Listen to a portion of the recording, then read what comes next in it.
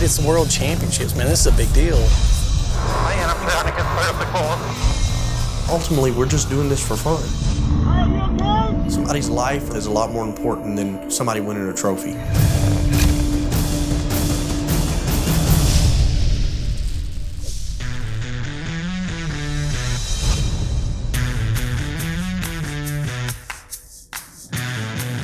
In Laughlin, Nevada, UTV race teams from all across the country battle for position in the second annual UTV World Championships. Man, it's awesome to get out here, dude. It's the World Championships, man. This is a big deal. The guys that put it on blow it up really big. It's a fun event. They got a ton of things going on all weekend long. Since its inaugural year, the event has doubled in size, making it the premier UTV event for racers all across the country. I never expected in a 1,000 years it would have grown as much as it did, and it shows you where UTV racing is heading, and it's only heading up. Without a doubt, there's plenty at stake for teams who compete in the short, multiple-lap races.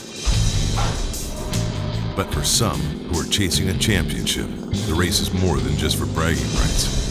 It's for valuable race points. What does this girl have on me? What can I do to set myself free?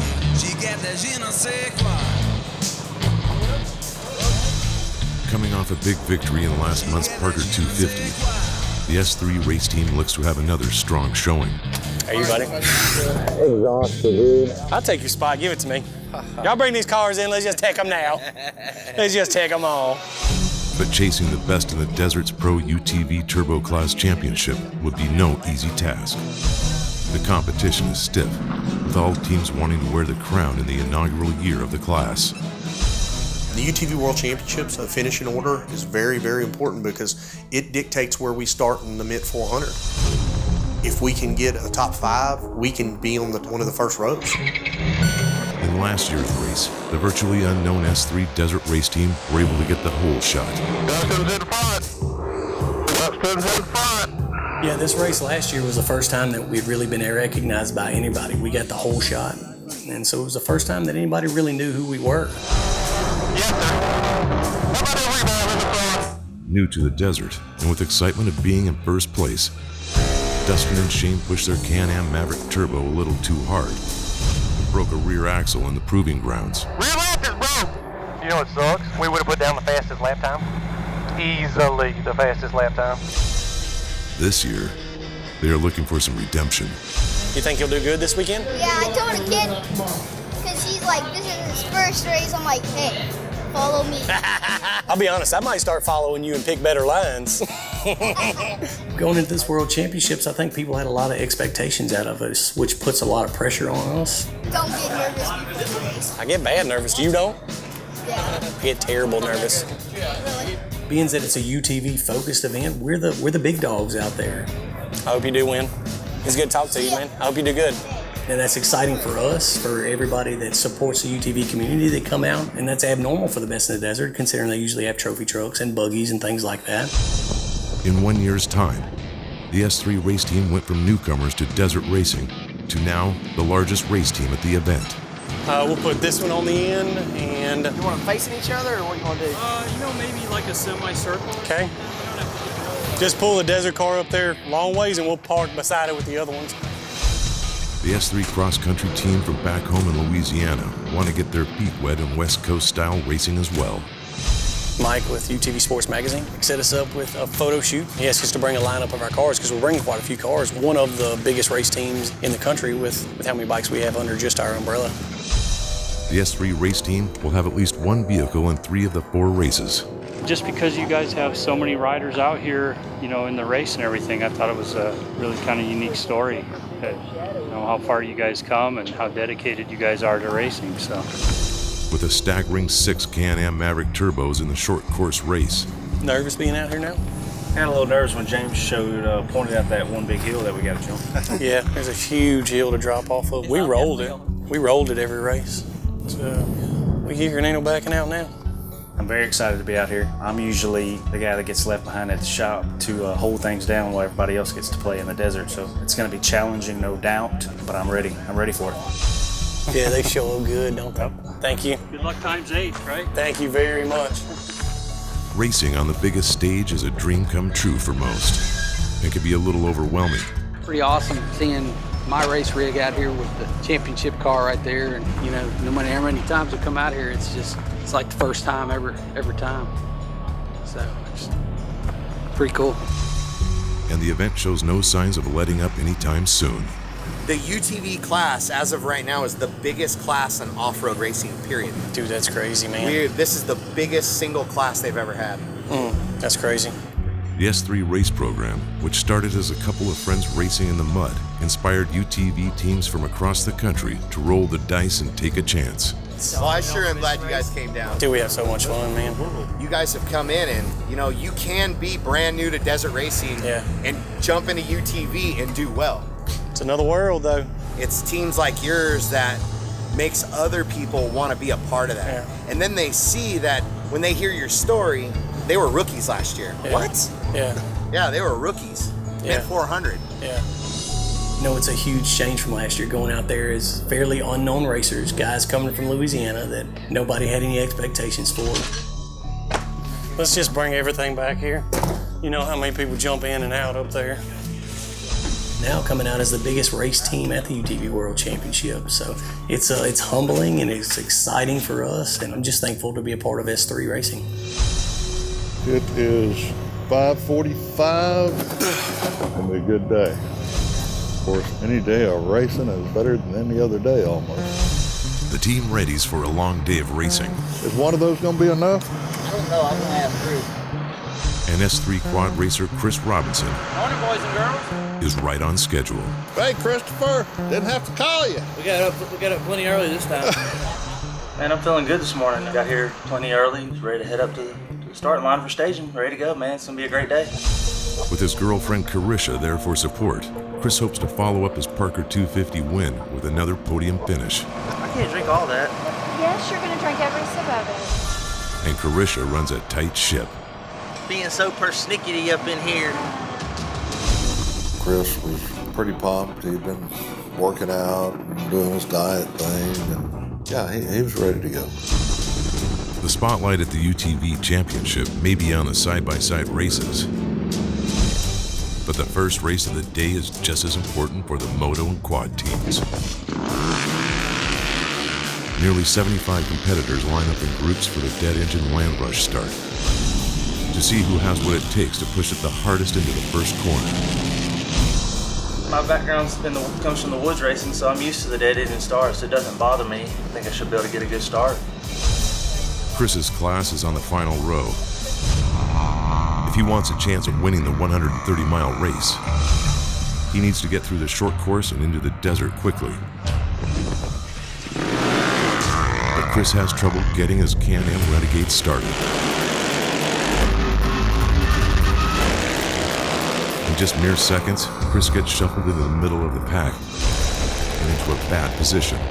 Land rush start, you don't have a cage, so you know you can get tangled up with somebody and have a bad get off real quick. Chris is now forced to battle his way to the front of his class.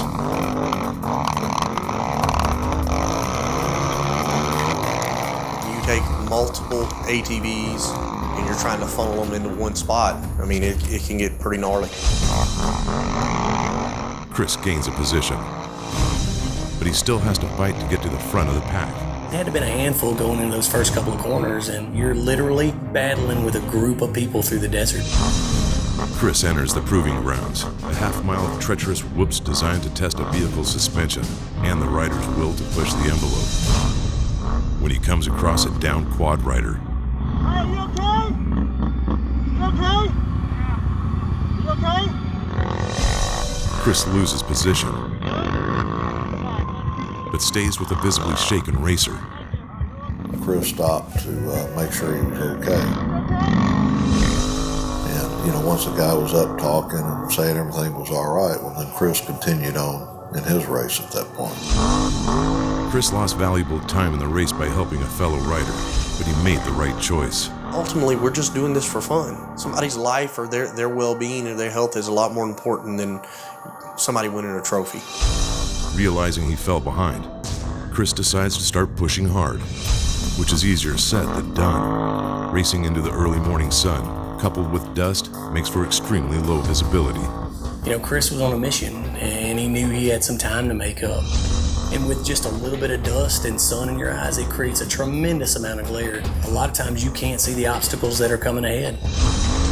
Chris tries to keep a fast pace, when all of a sudden,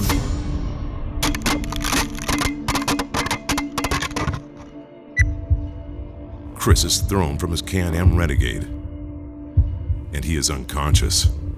Came up to a blind roller and caught it wrong, man, and it kicked him over the handlebars. He went head first into the dirt. A fellow racer stops. Realizing that Chris is unresponsive, he sends for help. In the main pit area, dirt bike and quad riders pass through for their first lap. And word of Chris's accident makes it to S3 and Chris's girlfriend, Karisha. They said one of the racers came in and reported he had a high-speed crash. The reality of the danger of the sport, it's a little too close to home. Kind of makes you sit back and think how unimportant the racing aspect is. Kind of makes you think what's more important is everybody's well-being. It immediately shakes you up, and it hits you emotionally. Who's in charge? She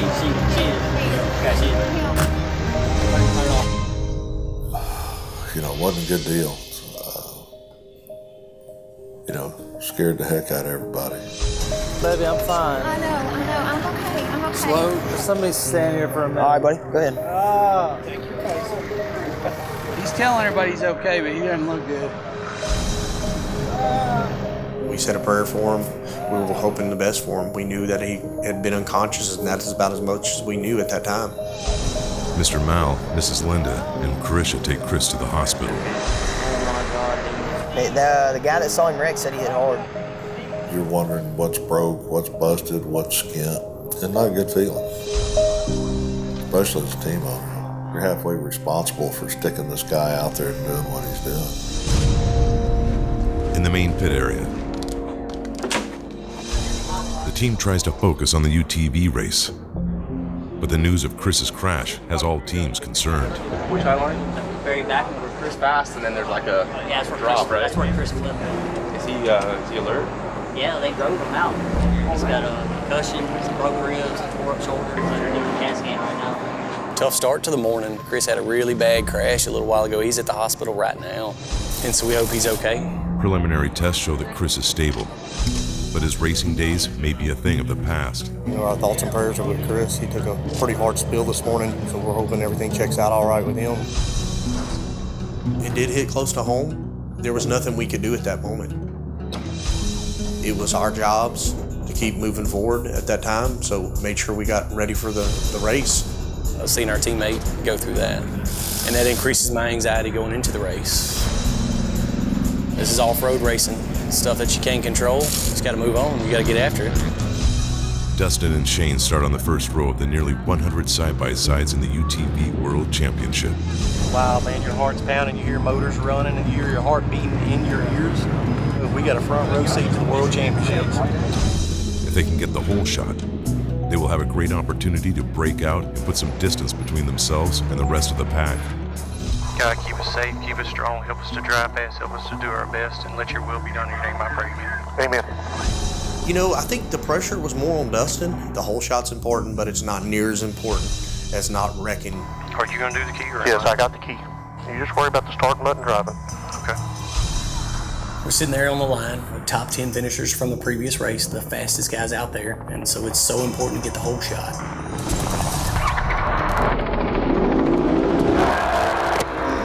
Dustin and Shane get off the line quick. They drive out of the whole shot corner in first place. Left. Backlight. For the second year in a row, Dustin and Shane proved that their Can-Am Maverick Turbo is the fastest UTV from the dead engine start. Whenever you pop out on the whole shot and you're the leader of the group, the only thing you can do is drop the hammer. Don't know what's on this shot. Be careful. What's Long straight.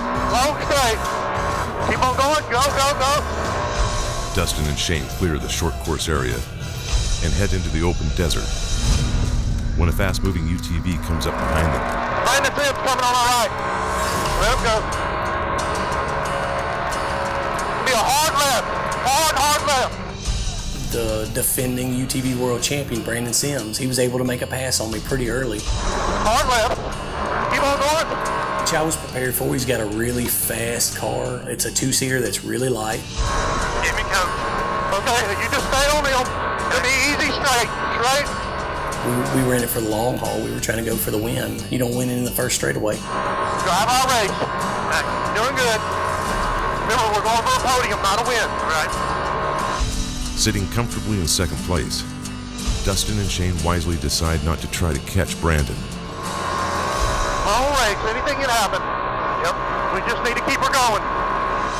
When they see Chris's battered Can-Am Renegade on the side of the track. Chris's exhaust. That's where it wrecked. That was his bike right there. Yep.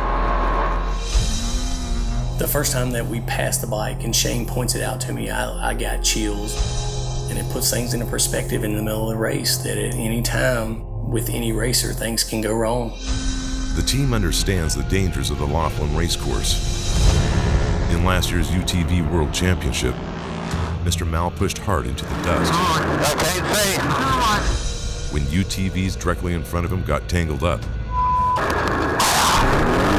which forced him to hit a berm and put his UTV on its side. Well, a bad spot.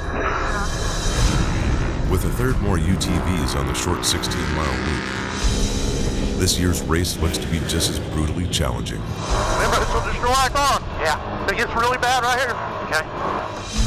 Racing across the desert is one thing, but having a nearly 2-mile short course area with bank corners and huge jumps Don't air it out until we know how bad it's got. could cause mechanical issues if you're not careful. Oh, hard left. That hurt. Yeah. We didn't break that, huh? No.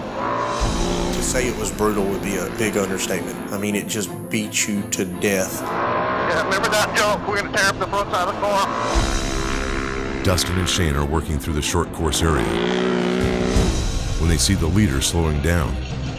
Something broke on Brandon. He's slowing down. Yes. He stopped. Good. Don't kill yourself. Dustin and Shane are back in first place. All right. Keep focused. Okay. Even with the mentality of trying to win a championship this year, I have a really hard time backing down. Don't overdrive the car. Okay. We drove it too hard that race. Yep. It's a hard pill for me to swallow going into conservation mode, and that's why Shane and I make such a good dynamic, because he reels me in. You have a hard right. You're driving the car pretty easy? Yeah, very easy. Okay, good deal. I'd like to drive it a little harder. Don't do it. Okay, hard right. He helps me keep the car together, and he knows better a lot of times. It gets kind of rough, remember? Yeah. See? Yep. Our end goal for the year is we're trying to chase a championship, so we wanted a good finish. Not to push it too hard, we can have a win, but we don't count on that. Oh, no. Be careful. Okay. Dustin and Shane look to conserve the car and hopefully stay in first place when all of a sudden... Get on going. Yeah, we got a flat. We do? Yeah. You serious? Yeah. I can't feel it right now. Look at my wheel. Oh, yeah. Dustin and Shane think they have a flat tire, which costs them valuable time. Any guys, y'all got a copy? F3 Racing 978. We want to get yeah, come here, Shane. We think we got a flat. Did you copy? Yes, you think you have a flat. Easy right. Easy right. In order to save weight and be as fast as possible, the team stripped the car of all extra parts before the race, including the spare tire. This race, we had to pit every 16 miles. The logical thing to do is to make it as light as possible. So we took the jack, the tire, the tool bag, the axle out of it. Dustin and Shane need to limp their Can-Am Maverick Turbo to the pit in order to fix the issue. You think it's flat? I don't know. It's drivable. But first, they need to quickly diagnose the issue so the pit crew knows what tools to have on standby. Based on how the car was reacting, I kind of thought that we had a flat tire, and I felt the car getting a little bit squirrely, and I realized that we had broken an axle. Yeah, the rear right ain't pulling. Okay. Hey, y'all get an axle and a tire ready. We need fuel and a rear right Go ahead and put us a new tire on there too. Yes, sir. We are ready to go. Ready for you. 10-4. Thank you. For the second year in a row, the brutal Laughlin, Nevada race course forces Dustin and Shane into the pits for a broken axle. We can still have fun. We can still do good. Yep. Remember, we're going for a championship. Yep. You know, your focus changes a little bit. You give up that time and you have to let competitors pass you. Come on. Come on. Right here. They're waving. Right here. Go.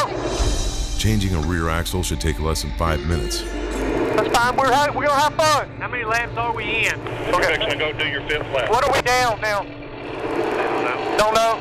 The team just hopes they can stay close to the leaders. You know, we just needed to come out of this hopefully in the top 5 and get the points and put us in a good position for the mid. Sorry about that, guys. All right. We had given up a couple of positions with the broke axle, which we were fully aware was going to happen. The guys in the pits changed it really quickly and we got back out of there. Go. Go, go, go, go. Fortunately, they changed this fast enough to keep us up towards the front of the pack. 25 right there. And so we still had an opportunity to run to the front. Go, go, go, go, go, go. Thank you, guys. Great job. Awesome job. Good job, guys. Good job. Lost about 3 positions. Doing good. All left. Dustin and Shane leave the pit 4th overall and 3rd in the Pro UTV Turbo class. After we fixed the axle and we got racing again, I always tell Dustin this. I said, let's just have fun. Don't go drive the car. Just have fun. Okay. Let's race our race. If the team plans to chase the Pro UTV Turbo class championship, they will need to consistently finish races in the top 5. You know, we paced ourselves. We didn't get too anxious. We just held our lines and we kept our pace and we kept pushing. But most importantly, the guys are having fun. 978 pits, y'all got a copy? Yes, come in. We had 3 broken axles. We ended up playing a little joke on the guys in the pit. And we think our motor's on fire. What? Hard to hold on. I have no doubt in my mind when they got that news, they freaked out. Do you have a copy on that? Yes, copy. You heard the urgency in their voice? In the pit area, the team readies for the worst. They said all this, and so, man, we're getting out axles, tools, fire extinguishers. Keep calling me. Okay, Dustin, we got everything ready. Do you have a fire extinguisher ready? Yes, we have fire extinguisher ready. They didn't know what to expect when we came down that hill. Yeah, we got it all out, guys. Okay. Dustin and Shane pass pit road. You see any fire coming out the back of this thing? This thing is smoking! No fire. No fire. We knew they were having a good time, you know, playing jokes on the pit crew while you're racing. Come on, make the turn. Dustin and Shane are having fun, and they are keeping a good pace. Got enough brakes up to see, Chuck, come on. Okay. Keep doing what you're doing. Yes, sir. When all of a sudden, We got another broke axle. We do? Are you kidding me? No. Oh, no. Don't feel like it to me. they break another axle. One of the fronts is broke. Oh, okay. It accelerates too good to be a rear. Okay, hard right. The brutal Laughlin Desert takes its toll on Dustin and Shane's Can-Am Maverick Turbo. Man, I'm trying to get perfectly full. You're doing good. Ready to race. Yes, sir. Even with a broken front axle, Dustin and Shane stay in the race. Everything looks good, bud. Okay. Save our car, bud. Good job. There was no sense in trying to push too hard and tearing it up, so we kept a good solid pace. Then they hear some good news. Guthrie is first overall now. Sappington's still in the pit. I think that puts you second in turbo for sure, guys. 10-4, thank you. Dustin and Shane move up one position, and they look to have a podium finish. Guys, y'all are way ahead of third. Break home. Anything can happen. You're right. You have to have smart, drive good. Yep. It was about getting the car to the finish at that point. It was about battling through the war of attrition that was going on out there. And we're to go hard right, hard left, There's a horrible chatterbox coming up. Ouch. We just worried about trying not to tear up the car. That was the main goal. As Dustin and Shane work through the infield, they see the Turbo Class leader on the side of the track. Stay calm whenever I tell you this. Guthrie was just broke down in the infield. Okay. On the final lap, they move back into first place in the Pro UTV class. Coach me, please. Okay. Calm down. Hard right. Drive hard. The stress level is inexplainable at that point. It's the World Championships. You're in line to win it at this point. Don't break it right here. Don't break it right here. Okay. Here, we're over Maverick losing traction. Yeah, that's gonna break an axle. We're running right on that line, and we're bending that paperclip back and forth to keep our car going and get it to the finish. You're doing good. Remember, you got that little kicker, okay? On that medium wide. And you're basically on the home stretch. But as with racing, it's not over until it's over. Halfway through the final lap, Dustin notices something amiss with her Can-Am Maverick Turbo. Something's wrong. What? I don't know. It's jerking out of my hands when we get on the rough stuff. Okay, well, hopefully we can just take it home. We was taking it easy, and at the time he thought it was maybe a tie rod or radius rod. That tire's doing what it wants. Oh, it is? Yeah. Which one? All right. Unsure of exactly what broke, they slowly push forward. You want to stop? Nope. Okay. Just limp around. We'll give up the race if we stop anyways. Okay. We slowed down very cautious. We was doing maybe 40 miles an hour to try to just limp it home. Take her easy, bud. Man, I can barely drive it. I know. I'm praying. Within just a few miles of the finish line, Dustin and Shane nurse their battered Can-Am Maverick Turbo. Man, we're giving the race away right now. Can't do nothing about it. We're trying to finish. We're at the home stretch. But then, the situation goes from bad to worse. What was that, Bill? I don't know. They lose power to the drivetrain. Won't go? Yeah, belt's broke. Unbuckle your belt. Unbuckle your belt. Okay.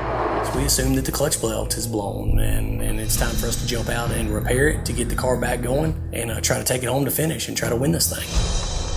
Shane quickly gets out first and grabs a spare clutch belt. When he notices the issue is much worse than expected.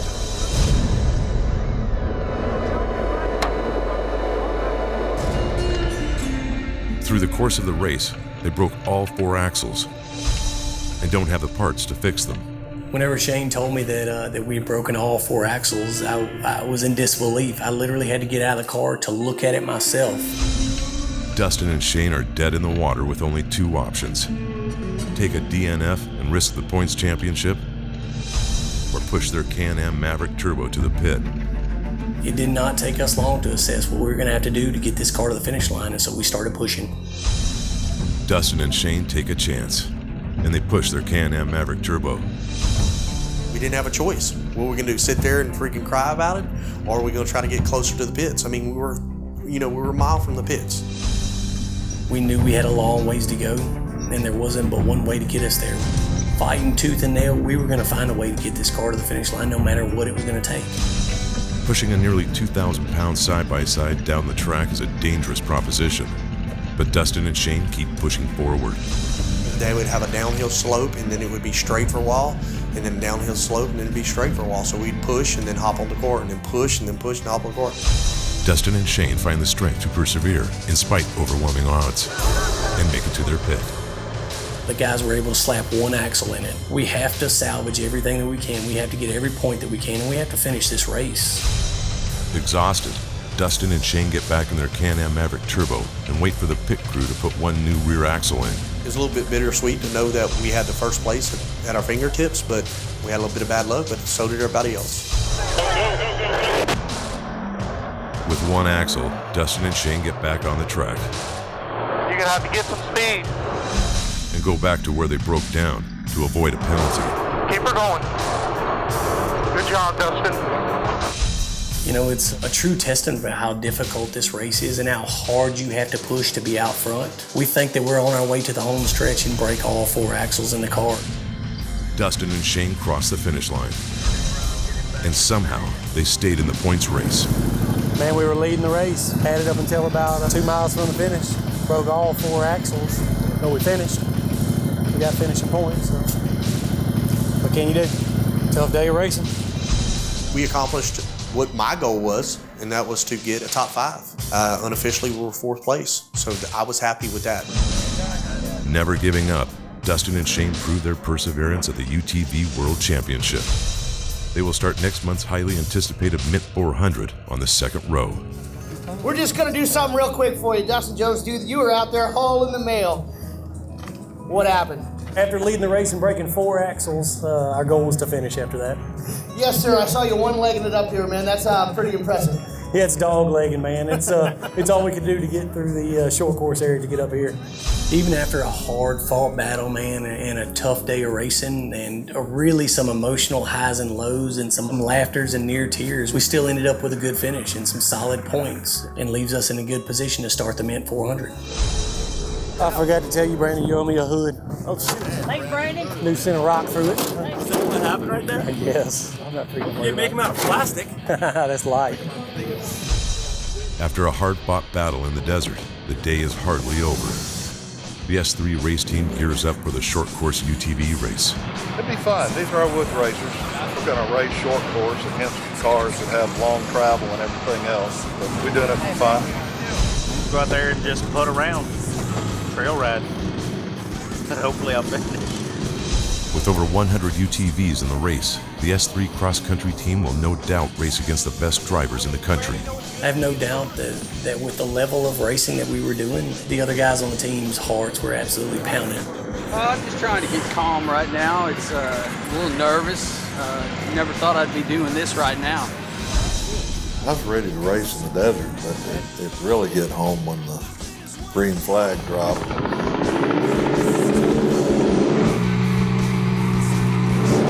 was actually pretty funny to watch everybody on our team, how nervous they were because it was out of their element. It's something they'd never done. And so there was no pressure on this race. We were literally just going out there to have fun. It was a good opportunity for these guys from Louisiana to pit ourselves against some of the best guys in the country in a mad dash race. And this is Mr. Mao's first desert race since last season. He had a really good showing. He was freaking getting it. And for some weird reason, the way my car is set up, it's a jumping little dude. It jumps flat as a flitter. It's fast and flies, so. Mr. Mao pushes his Can-Am Maverick Turbo through the infield, but he hits a little hiccup. Mr. Mao was having a good old time. He flipped on his lid a couple of times and just kept on going. Dustin even flipped once. Broke 3 more axles. I think he claimed 8 axles total that day. It didn't bother me to flip the car and have some broken axles because this race was fun, man. It literally, we were going to do it because we wanted to be a part of the event. It's all about going out there and having a good time, and I think they had an awesome time. Weekend as a whole was a ball. We had a blast. Our little woods racers did okay. I think I got 8th out of 30-something turbos. Some of us wrecked, some of us flipped, some of us didn't finish, and in general, it was just a good experience and fun for everybody.